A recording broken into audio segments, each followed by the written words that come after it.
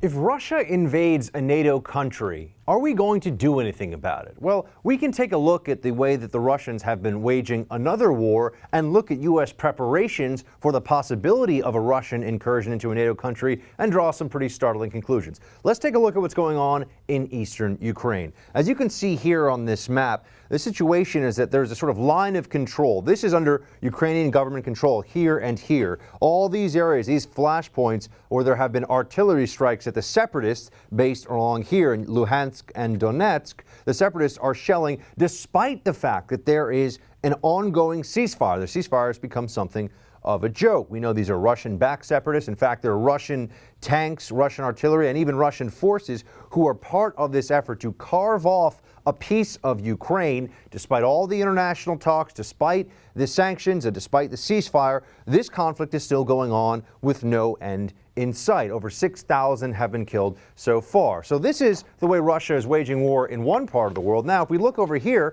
we can see that these are countries, these are NATO countries up here, particularly look into Lithuania, Latvia, and Estonia, that are very concerned about a possible Russian incursion. So what's been going on over the last couple of weeks is the U.S. has decided to pre-position in all of these countries along here, all these countries in red. Now, some of them, like Germany, already have a major military presence, major U.S. military presence.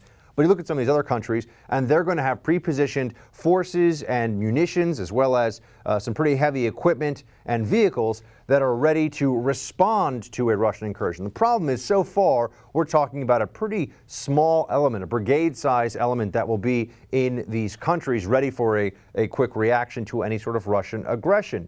So we have to look at, well, what would we do if the Russians tried to carve off a part of one of these countries, as they have in Ukraine?